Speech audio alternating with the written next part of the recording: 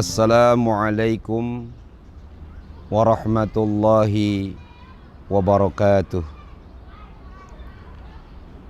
Alhamdulillahi rabbil alamin. Wassalatu wassalamu ala ashrafil anbiya'i wal mursalin, Sayyidina wa habibina wa syafi'ina wa maulana Muhammadin wa ala alihi wa sahbihi ajma'in, amma ba'du. Saudara-saudaraku sekalian, kaum muslimin wal muslimat di mana saja Anda berada, syukur alhamdulillah pada kesempatan siang hari yang berbahagia ini Allah Subhanahu wa ta'ala masih memberikan kepada kita semua berjuta-juta nikmatnya, baik itu nikmat sehat walafiat, nikmat umur panjang, maupun nikmat yang tiada tara bandingannya, yakni nikmat iman dan nikmat Islam. Mudah-mudahan kita semua tergolong hamba-hamba Allah yang senantiasa menjadi orang-orang yang pandai mensyukuri berbagai macam nikmatnya. Saudara-saudaraku sekalian, kaum muslimin wal muslimat di mana saja Anda berada, begitu cepat sang waktu, hari berganti hari, bulan berganti bulan. Sungguh tidak terasa pada kesempatan siang hari ini kita sudah berada di bulan Zulhijjah 1441 Hijriah. Pada hari ini kita sudah memasuki tanggal 8 Zulhijjah 1441 Hijriah. Sebentar lagi tentu kita akan merayakan dan memperingati hari raya kita yang kedua setelah bersama-sama kita memperingati dan merayakan Hari Raya Idul Fitri yang kita sebut dengan Hari Raya Idul Adha.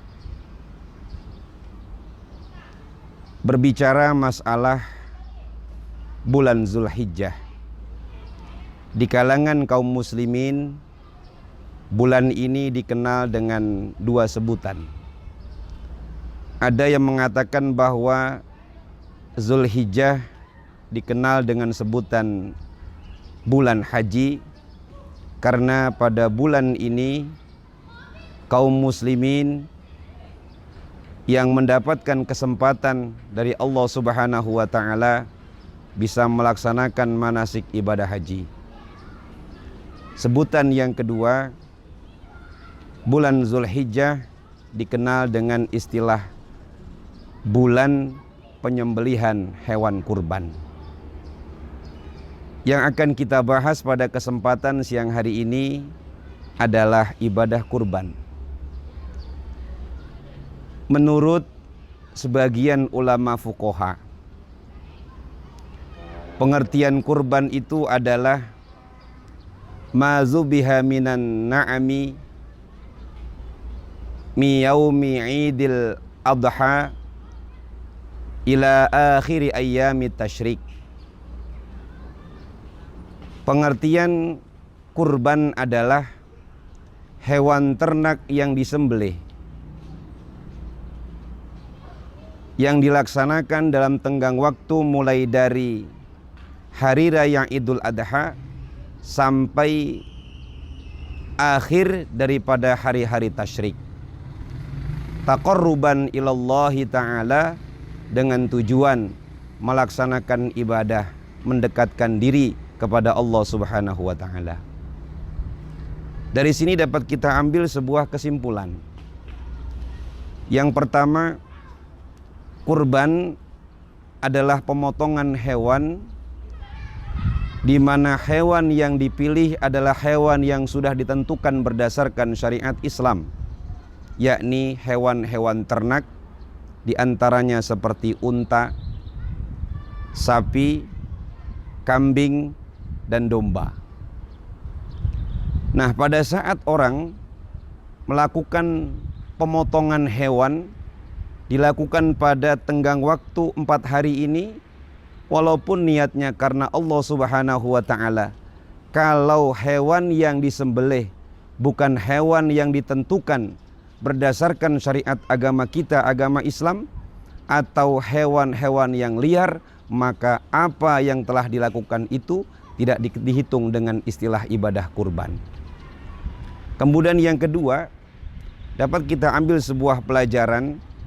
Apabila ada orang menyembelih hewan ternak dilakukan pada tenggang 4 hari yang sudah ditentukan ini, kalau memang niat dan tujuannya tidak untuk beribadah kepada Allah Subhanahu wa ta'ala, ini pun tidak dihitung dengan ibadah kurban.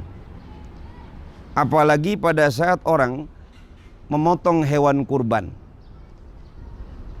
apalagi pada saat orang memotong hewan ternak dengan tujuan untuk melakukan ibadah, mendekatkan diri kepada Allah Subhanahu wa ta'ala, jika tidak dilakukan pada 4 hari ini yang sudah ditentukan, tanggal 10 Zulhijjah, tanggal 11, 12 sampai tanggal 13, ini pun juga tidak dihitung dengan ibadah kurban. Karena kurban adalah merupakan ibadah yang khusus, di mana harus kita laksanakan berdasarkan ketentuan dalam agama kita yang telah digariskan dalam syariat Islam. Saudaraku sekalian yang dimuliakan Allah Subhanahu wa ta'ala, dasar hukum pelaksanaan kurban berdasarkan firman Allah Subhanahu wa ta'ala ini bisa kita temukan di dalam surat Al-Kautsar ayat 2, di mana Allah Subhanahu wa ta'ala berfirman, "Inna a'tainakal kautsar fashalli lirabbika wanhar inna syani'aka huwal abtar." Allah Subhanahu wa ta'ala berfirman, "Inna a'tainakal kautsar." Sesungguhnya kami telah memberikan kebaikan yang banyak kepadamu wahai Muhammad. Fashalli, maka laksanakanlah salat. Lirabbika, karena Tuhanmu, wanhar, dan berkurbanlah. Surah Al-Kautsar ayat yang kedua ini memberikan pesan kepada kita bahwa kurban berdasarkan pendapat sebagian ulama, bagi orang-orang yang mampu hukumnya adalah sunnah muakkadah. Sebuah praktek ibadah yang dianjurkan dalam agama yang bersifat muakkad, yang ditekankan harus dilaksanakan bagi orang-orang yang mampu. Memang ada yang mengatakan bahwa ibadah kurban bagi orang yang mampu hukumnya adalah wajib. Tapi pendapat ini di luar dari pendapatnya Imam Syafi'i dalam mazhabnya. Melihat dari tafsir yang mengatakan bahwa fasalli lirabbika wanhar, fasalli, maka laksanakanlah salat. Salat yang dimaksud di sini adalah salat Idul Adha. Idul Adha dalam syariat Islam hukumnya adalah sunnah muakkad.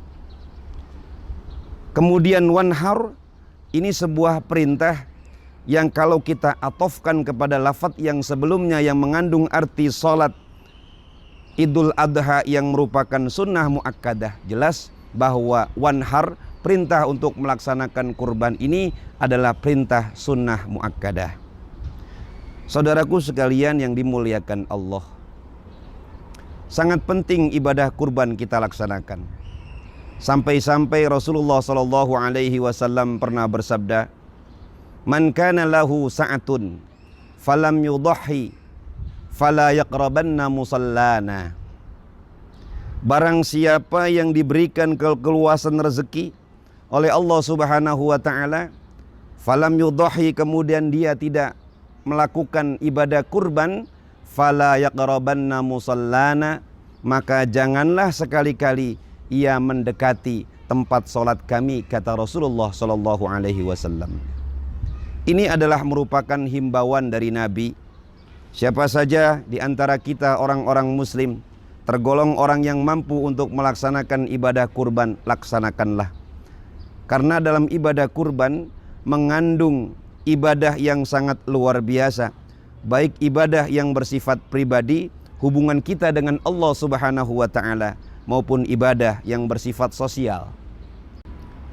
Ada salah satu asalus sahabah dari Imam Ali radhiyallahu an, di mana beliau pernah mengatakan, barang siapa yang keluar dari rumahnya menuju tempat penjualan hewan kurban, maka orang yang pergi ke sana untuk membeli hewan kurban, setiap langkahnya akan diberikan 10 kebaikan. Tidak sampai di situ, Allah Subhanahu wa taala akan menghapus 10 kesalahannya. Tidak sampai di situ, bahkan Allah Subhanahu wa taala akan mengangkat derajatnya 10 kali lipat. Begitu ia sudah sampai di lapak penjualan hewan kurban, di sana terjadi transaksi jual beli, maka setiap kata-kata yang keluar dari orang yang ingin membeli hewan kurban, maka setiap kata-katanya dihitung tasbih oleh Allah Subhanahu wa taala. Tidak sampai di situ. Pada saat ia sudah sepakat berapa hewan kurban yang akan dia beli, maka setiap 1 rupiah uang yang ia keluarkan untuk membeli hewan kurbannya dikalikan 700 kebaikan. Pada saat hewan kurban itu sudah jadi dibeli, kemudian diikat di sebuah tempat, maka 7 lapis bumi ke bawah tempat diikatnya hewan kurban terus beristighfar kepada Allah untuk orang yang telah memberikan hewan, untuk orang yang akan mengorbankan hewan ternaknya nanti. Tidak hanya sampai di situ. Pada saat hewan kurban itu dipotong, disembelih, maka setiap 1 tetesan darah Allah akan kalikan 10 malaikat, dan malaikat ini akan terus beristighfar untuk orang yang mempersiapkan hewan kurban untuk Allah Subhanahu wa taala.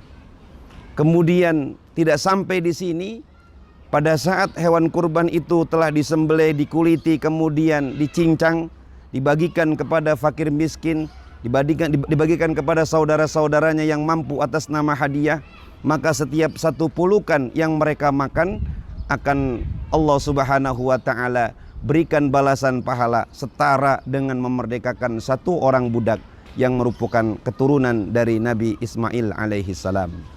Saudaraku sekalian yang dimuliakan Allah, betapa besar balasan pahala untuk orang-orang yang mau melaksanakan ibadah kurban. Dan ingat, pada saat kita melaksanakan ibadah kurban, pilihlah hewan kurban yang sehat, pilihlah hewan kurban yang besar. Apa sebab? Karena hewan kurban yang kita kurbankan di dunia, nanti di akhirat akan menjadi kendaraan kita melintas di atas jembatan Shiratal Mustaqim. Ini sesuai dengan apa yang telah disabdakan Rasulullah sallallahu alaihi wasallam, "Azzimu duhayakum fa innaha 'ala sirati matayakum."